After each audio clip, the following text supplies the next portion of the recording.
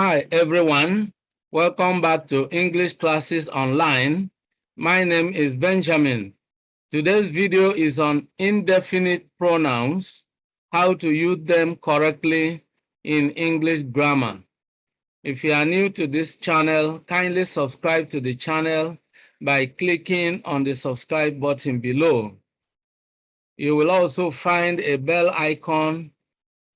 Click on it, and that will ensure that whenever a new video is uploaded on this channel, you will be notified instantly.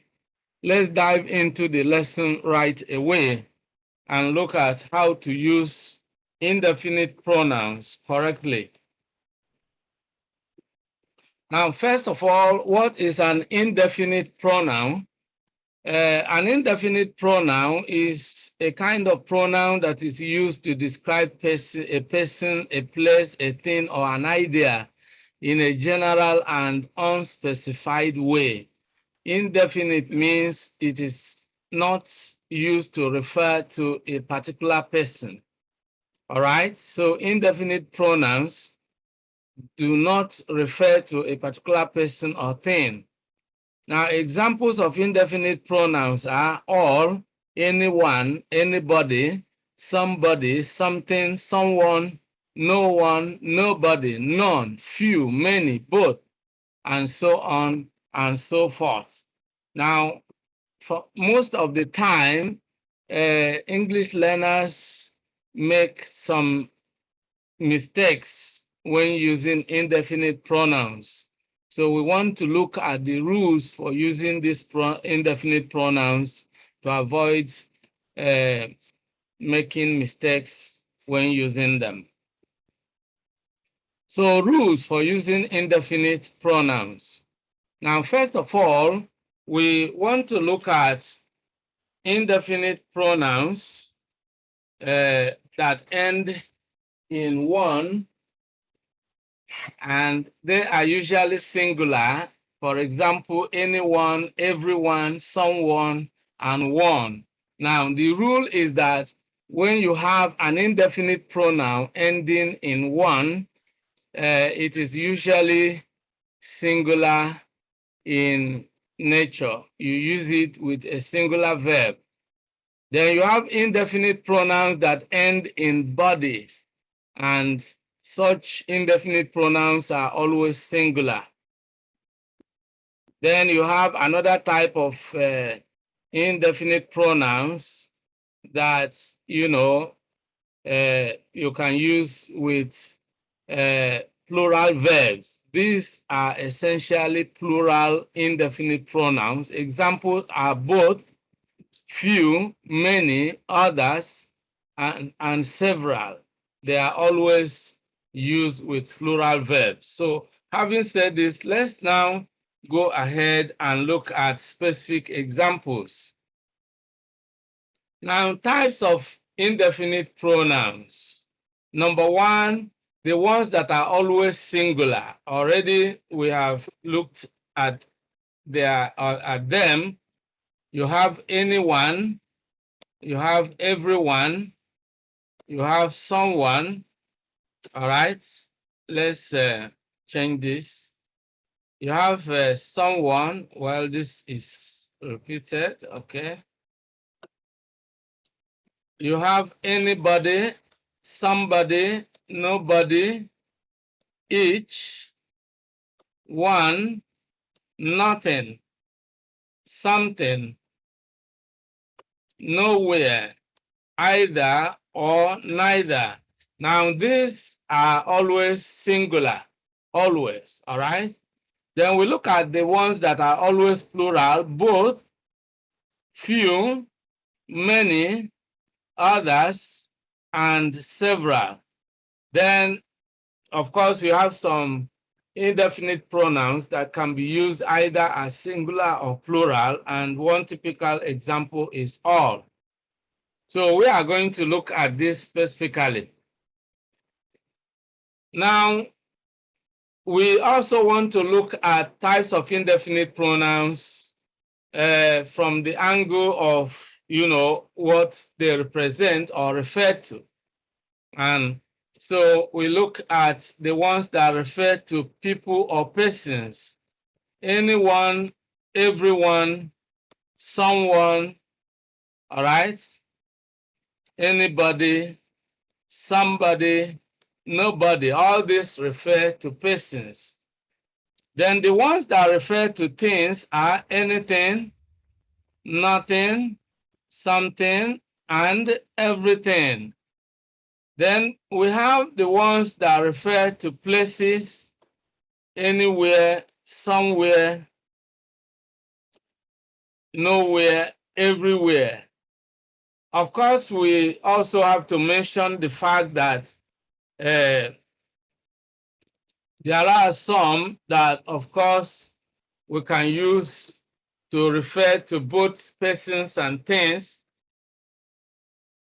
All right. When you talk of all, when you talk of none, when you talk of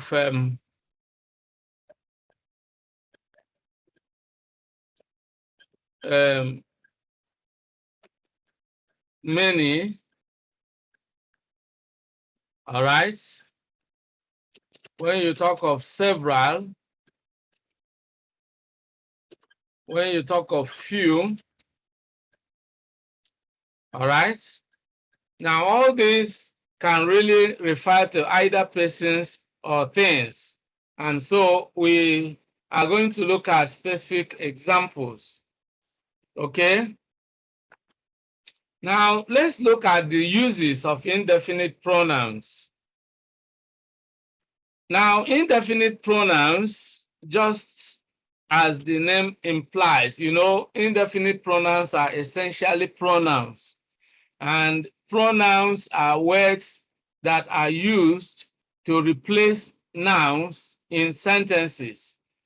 A noun is a naming word, and when we mention the name of a person or thing, we don't need to keep repeating such names, and that is why pronouns are used.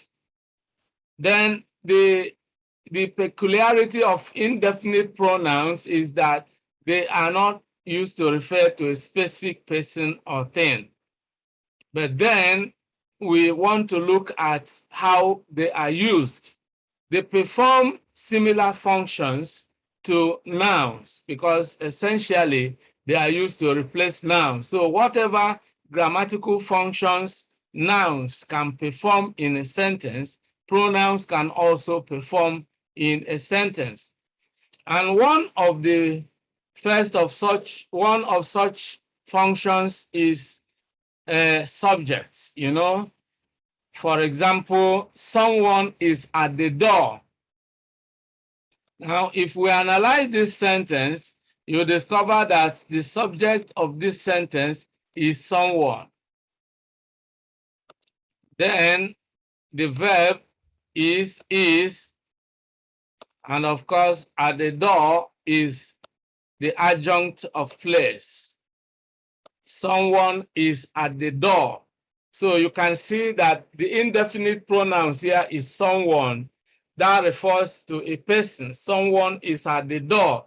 A person is at the door, but we don't know who.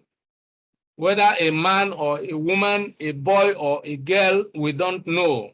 It's just someone. It's indefinite. All right? Someone is at the door. Then, as an object, well, before we look at the function of objects or functioning as an object, we look at exactly what a subject is. A subject is a doer of an action or the person or thing being talked about. Now, let's analyze what that means with this specific example. Someone is at the door. This someone is the person we are talking about. All right. Now, what if we want to report action? If we want to report action, then we can say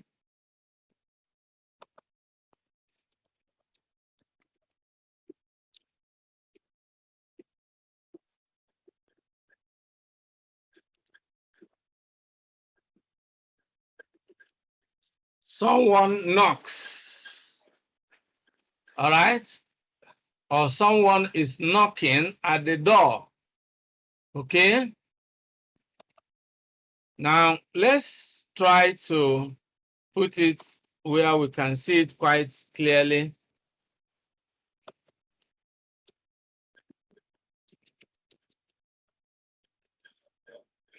Someone is knocking at, all right? Well, someone is knocking. Okay, so when we look at this, you can see that when we analyze this, someone is knocking. Well, is knocking is actually the verb. Someone is knocking. So someone is the subject. Knocking is the verb. All right, someone is knocking.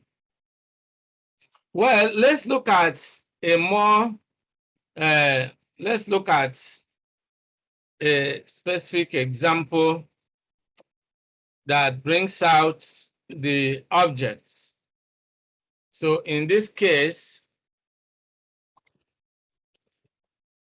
we can say someone slapped her, all right? Now, if we analyze this, all right, so let's try to analyze this and look at the subject as the doer of an action.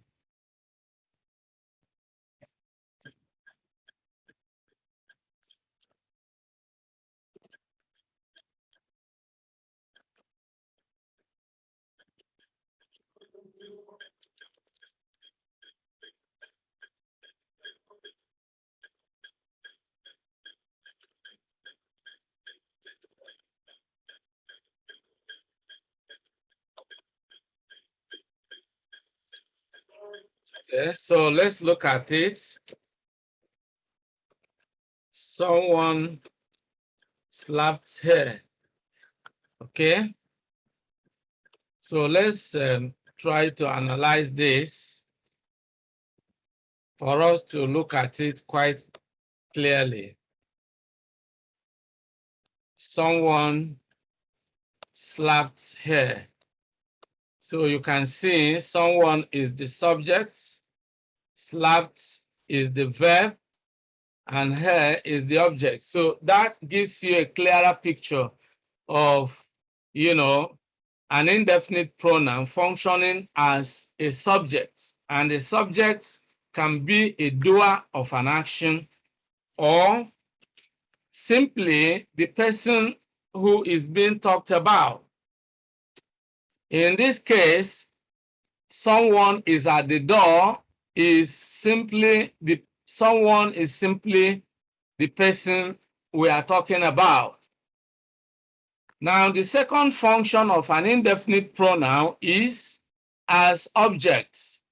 An object is a receiver of the action rather than the doer of the action. For example, we say Jack stoned somebody in the class. Jack stoned somebody in the class. Now, analyzing this subject, we find that Jack is the subject. Analyzing this sentence, we find that Jack is the subject, stoned is the verb, somebody is the object, in the class is the adjunct. Okay?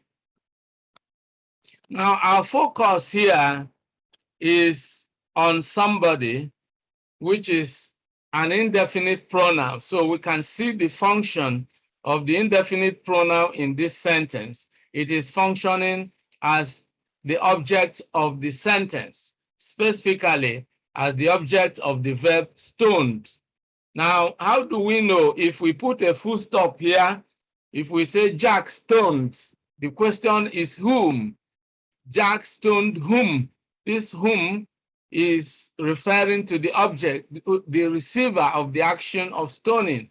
Whom did Jack stone?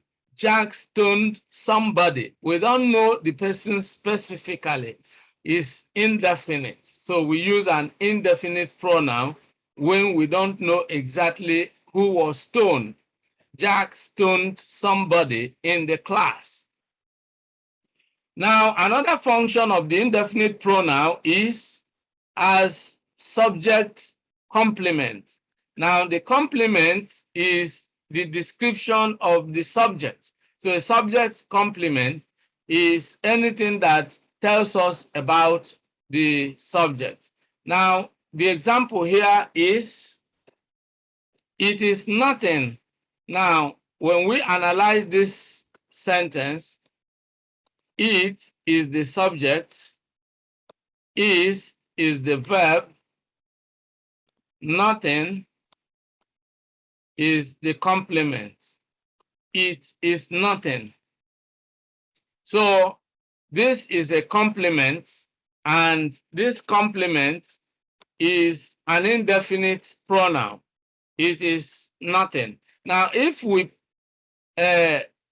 create a gap here, if we say it is and we put a full stop, the listener will naturally ask what? It is what? All right? And the listener wants to know exactly what we are talking about. But because there is nothing definite that we can actually use to describe what it is, we say it is nothing. All right? It is nothing. So that is the kind of function that an indefinite pronoun can perform in a sentence. Then the next function is object complement. You know, a complement is anything that completes the meaning of another. So if we have an object and then there is something that has to give extra information about the object, then that should be the object complement. For example, he gave her something. Now, let's analyze the subject. Let's analyze this. And so he is the subject, gave is the verb, her is an object, and then the complement here is something. All right, so you can see. So what we have here is subject, verb, object, complement. The complement here is something, and that is an indefinite pronoun. Now, if we say he gave her and put full stop, the listener will naturally ask what? He gave her what? And the answer is something, because we can't specify what he gave her. And because we don't know specifically, we say something. So that's the kind of function an indefinite pronoun performs in a sentence as an object complement. All right? Now, again, we can say you can give it to anyone. Give it to anyone. That's another way of, give it to anyone. And what do we find here? We find this particular function is called object of a preposition. Object of preposition. That is the function we are talking about here. So in analyzing this, what we have is you is the subject here. You can give is actually the verb. It is the object. Then here we have an adjunct, but essentially within this adjunct, we have a preposition. All right, the preposition here This is a preposition, so we represent it with P. This is a preposition, and then this is an indefinite pronoun.